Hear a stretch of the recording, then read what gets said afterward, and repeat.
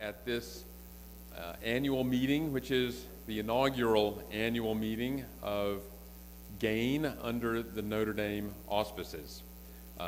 At Notre Dame, GAIN resides under the umbrella of the Environmental Change Initiative, which is a Notre Dame strategic research initiative under the Office of Research, in which we are focused, we focus our work in the spirit of science serving society in the way that we've seen so many presentations today and discussions today focused.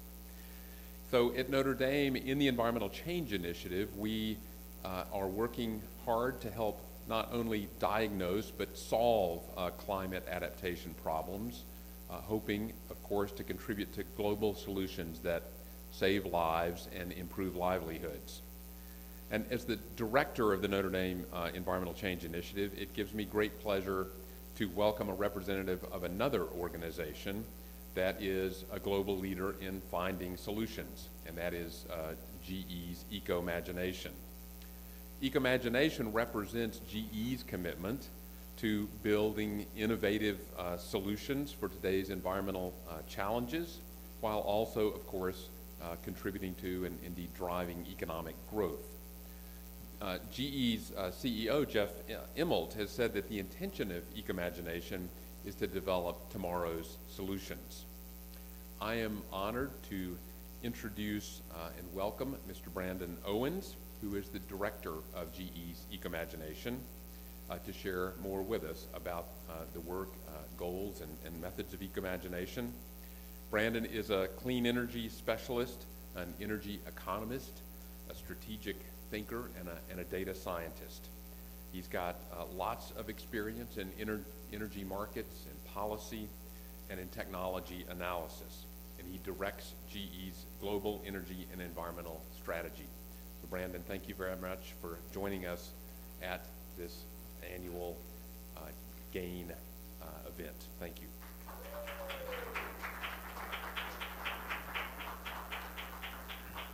Thank you for that kind introduction. And I want to thank GAIN for the invitation to speak here today. It's a privilege to be at such a distinguished event, and I can't think of a better place to be to talk about GE's views on adaptation.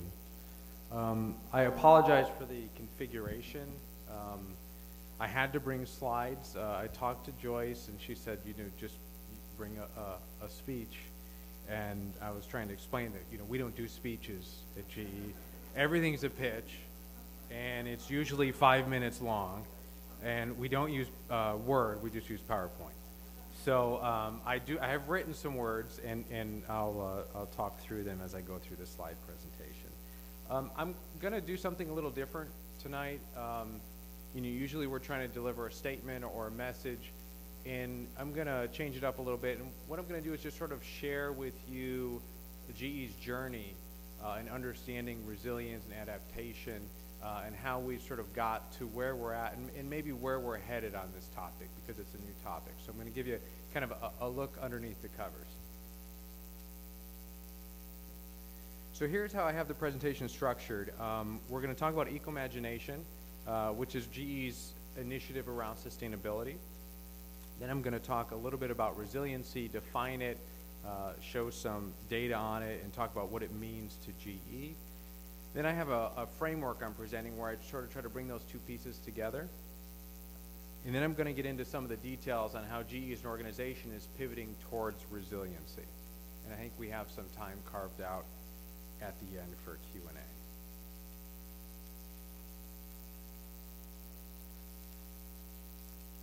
So let's talk about sustainability for a second.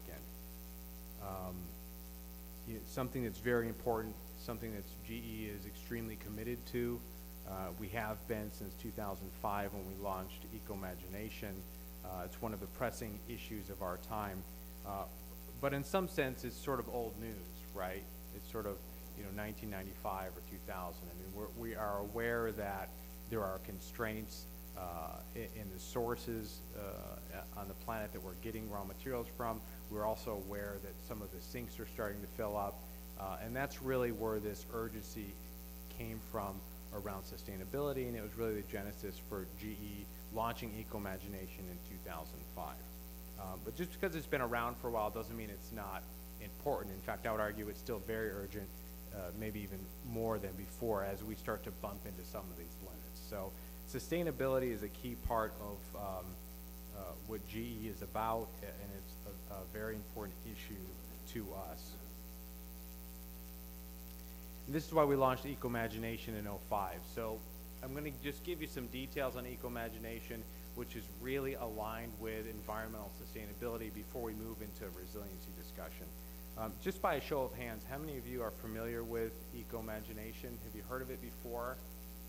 So maybe 50%, so we're doing okay. Maybe we need a few more commercials. It's been around for a while. It's been around since '05. It's been a big success. And it's really founded on the idea, the principle that green is green. You've probably heard that before, that there is no inherent conflict between economics and the environment, that we can develop better technologies and solutions that are both better for the environment and profitable. Ecomagination is about big targets, so we have some public commitments that we've made. It's about innovation. We're pouring a lot of money into innovation around sustainable solutions. And it's about partnerships. We've got lots of commercial partnerships around our sustainable portfolio. We right now have a portfolio of 115 products and services. We do something called eco-certification. It's a very rigorous process, but we go through and make sure that the operational and environmental performance is there for specific technologies, and then we certify them as Ecomagination.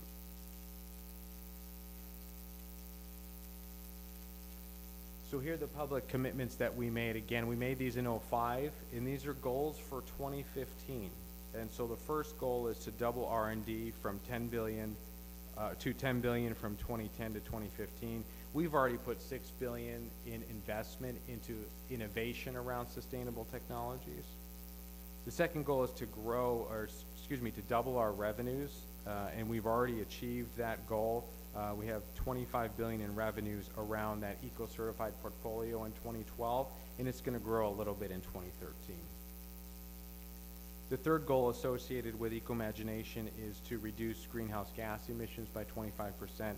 We've already surpassed that. We've reduced greenhouse gas emissions by 32%. The next goal is to reduce energy intensity by 50%. We're still working on that one, right? There's two factors there. It's emissions and growth that we need to account for, and we've run into some challenging economic times, and so we're not quite there on that one, but that's a goal we continue to drive towards, and we expect to hit by 2015. And then the next goal is freshwater consumption. Our goal is to reduce it by 25%. We've done that. We've surpassed it. We've already reduced our GE's water consumption by 46%. And so, I went into some of the details here because this is a program we're very proud of. We're proud to have put these goals out here. We're proud to have surpassed these goals, and we're very proud to make environmental sustainability a key part of what we do at GE. Just want to talk about our research center and our innovation around sustainability real quickly, because innovation is a key part of the commitment you saw on the previous slide. We've already put $6 billion into innovation around sustainability. The way we do this is to leverage our unparalleled R&D capability. I don't know how many of you are aware of this. We've got global research centers around the world. We've got 4,500 scientists developing technologies in 7 global research centers.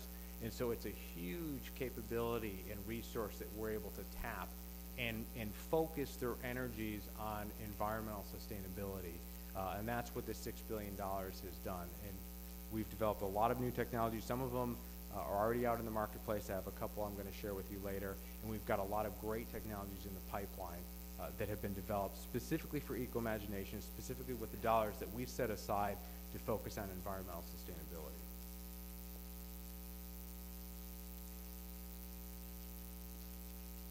So Ecomagination is more than just a commercial. So far, that was the commercial part, but there's also commercialization, which is moving the technologies from the laboratory to the marketplace. That's where the rubber hits the road, and that's something that's very important for us to do. What I've done here is put 3 examples of some more recent technologies that we've worked on through eco-innovation funding and that we've moved into the marketplace. The first is the Tier 4 locomotive. That's a next generation locomotive that meets EPA's Tier 4 emission standards. We developed that technology. The technology is now commercial. It's out in the marketplace, and we are ahead of the standard. And so this is an example of the Ecomagination pushing innovation around environmental sustainability and GE getting out in front of the curve. No one asked us to do this. This is something that we're doing as an organization because we think environmental sustainability is important, and so that's where we're putting our money to move products out the door. Everyone knows what CFLs are. Let me talk about LNG technology a little bit. Natural gas and the pivot from coal and oil to natural gas is something that we believe has enormous environmental upside, and so we've spent a lot of time focusing on gas technologies, and one of those technologies that we developed is called LNG in a box. It's basically a mini regasification terminal. Think of it as sort of the gas station part of it. If you're going to switch in transportation from diesel and gasoline to natural gas, the last mile will require some sort of regasification technology, and that's what we've developed. We have 2 of these products. One's for LNG and one is for CNG. They were developed with internal R&D funding, some of it from Ecomagination, and these technologies are now available in the marketplace. And so part of what we're funding is the shift towards natural gas and all the great benefits you get when you move from diesel and coal to natural gas technologies. And so this is part of the commercialization strategy behind Ecomagination.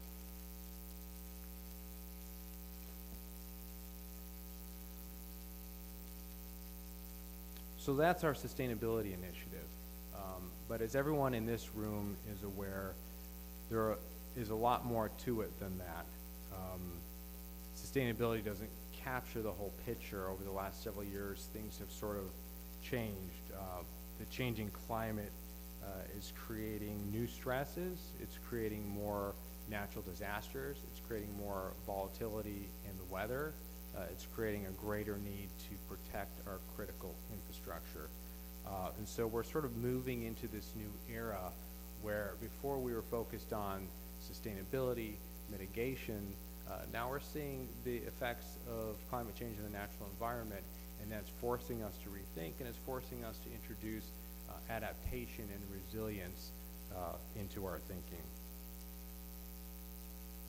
So on a personal note, I always say something funny is happening with the weather. I mean, we've had too many sort of, 1,000-year, million-year biblical events. They seem to be stacking up with regularity. And just to the common observer, you can tell that, things aren't what they used to be. I live in Colorado, and I will tell you that 20 years ago, we did not experience the prolonged heat waves that we now have in the summer. So now in Colorado in the summer, could be over 100 degrees for 20 or 30 days in a row. That just simply did not happen 20 years ago. And then last September, we had epic floods in Colorado, which I'm sure a lot of you heard about, and it sounds like, geez, that's kind of a scary thing. But I mean, it's hard to express how odd that is in Colorado, such a very dry state, to in 1 week get enough rainfall that you have in typically 1 year. And so we're seeing a lot of strange climatic events around the world. And I've witnessed some of them myself, and I know a lot of people in this room have been affected by some of the natural disasters. So this is something new, and it has forced us to rethink a little bit or expand our thinking a little bit, perhaps beyond just environmental sustainability. This is our definition of resilience: the ability to bounce back faster after a stress or a shock, endure greater stress or shock, and/or minimize the impact of a stress or shock. So this definition helps us understand what encompasses resilience, and also the suite of products and services that might be required to try to deal with this new trend. A couple examples of some recent natural disasters. These are from 2012, and I'm sure everyone's familiar with them. Hurricane Sandy in the USA in October of 2012. Overall losses were $50 billion. Insured losses were half of that, $25 billion. There was a drought in the Midwest in the U.S. between June and September of last year. Overall losses were $20 billion. Insured losses between $15 and $17 billion. And there was an earthquake in Italy in May 2012. Overall losses $16 billion. Insured losses $1.6 billion. So for these events combined, of over $160 billion in losses, only $65 billion of which were insured. So volatility is the new normal. We recently had a typhoon in the Philippines. I mentioned the Colorado floods. These events are becoming increasingly common. So what do we do about this, and how do we understand it, and how do we kind of incorporate it into our thinking? Well, we've taken a couple different cuts at it to try to understand what the risks are. And this is one cut that we took. We looked at all the cities around the world with populations of 750,000 or greater, and then mapped them to natural hazards. And so we're looking at the risks of cyclones, droughts, earthquakes, floods, landslides, and volcanic eruptions. And then we color code the cities by those that are high risk for one hazard, two hazards, or three or more hazards. And this gives us a sense of the population at risk. 60% of the major cities, or 1 billion people, are at risk of at least one major disaster every year. And it's sort of striking to see the population and the correlation with natural disaster risk, and it raises questions about critical infrastructure design, and tells us that we better get very serious very quickly about redesigning and reconsidering our critical infrastructure in light of these risks.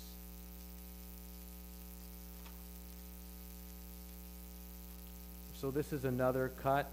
This time we're looking at just one particular risk. This is water stress, and what we've done is mapped water stress zones against global power plants. And so this is the global power fleet. Obviously, GE is a major player in power. 1/3 of all power plants in the world run on GE equipment. And so these are our customers that we're talking about. So this is very important for us to understand who's at risk. And it forces us to start to think about the types of technologies and products and services that we offer, and perhaps realigning our portfolio around those technologies that are less water intensive. Gas-fired generation and wind turbines come to mind. And so this is some of the thinking that we've done in trying to grapple with the issue and understand really what it means, not just for GE, but for our customers as we design new products and services.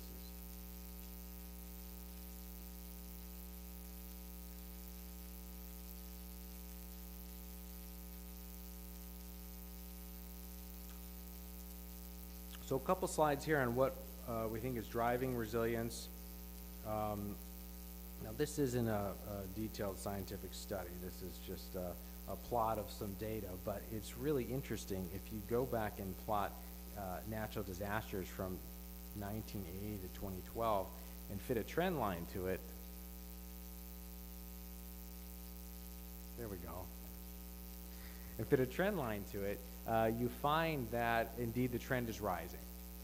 And of course you've got year-to-year variations as you would expect, but it appears over time that indeed natural disasters are on the rise. Clear upward trend through 2012. And so again, this is about entering a new normal and being in a new era where natural disasters are more common and more frequent, and we have to design our infrastructure to withstand the changing natural environment.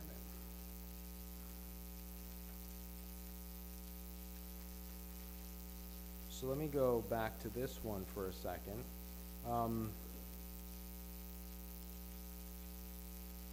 So I'd say the good news is that there's growing attention being given to resilience. There are organizations around the world, including GAIN, that are starting to think to be more thoughtful and think more deeply about resilience and what it means. And so it's really gotten the world's attention. We have multinational organizations such as the United Nations and the World Bank. You have governments such as Australia. You have universities such as the Colorado State University, University of British Columbia. You have national laboratories such as Sandia National Laboratories. All these organizations are launching programs and studying and working hard to understand resilience. And so resilience has really gotten the world's attention. Okay, I showed the rising trend in natural disasters. Now what this is the rising costs of natural disasters. So obviously correlated, but you can see if you look at the history, you can see how much more volatile it's become and the spikes because of the major events. And so you can see how things have changed over time, and this has become a much more costly proposition.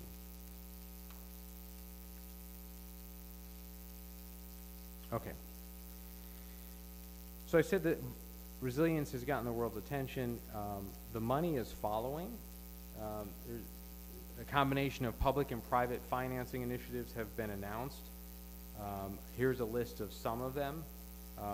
New York's Climate Resiliency Plan, $19.5 billion, PSE&G, $4 billion, Heathrow Airport, $4.6, Con Ed, 1.2, Rockefeller Center, 100 Resilient Cities, $1 million. And this is not an exhaustive list. So I said natural disasters are rising, people are paying more attention. Now we're starting to see the money flow into the space.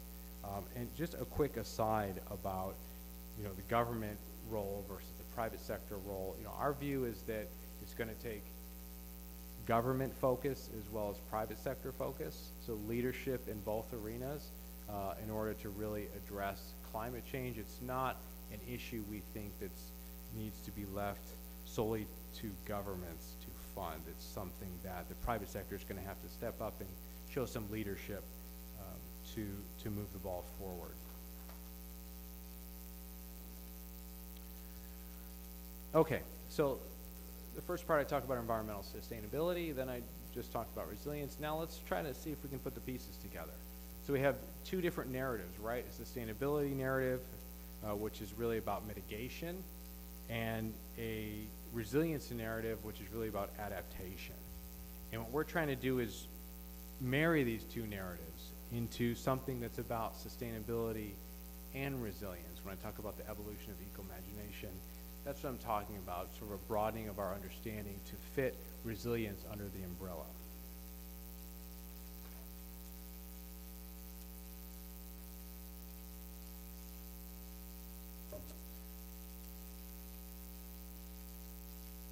Okay, so here's another way to think of it. We have resilience on the horizontal and sustainability on the vertical. And before Ecomagination, we were kind of in that status quo world, and we kind of jumped out there, GE did, and started talking about sustainability and doing something about sustainability, and that put us in that upper left greener world, right? Now we have this whole new element, which is resilience.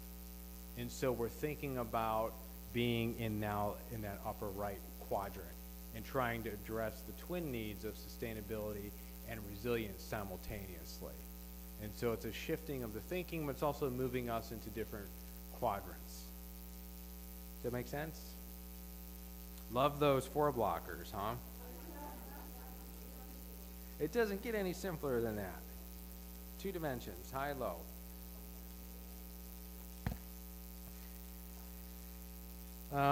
What I'm trying to say here is that both preparation and response are important.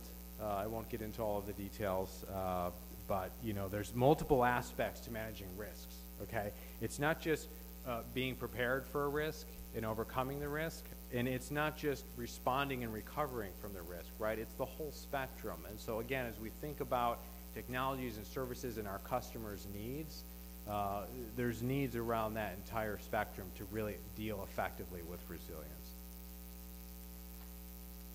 Okay.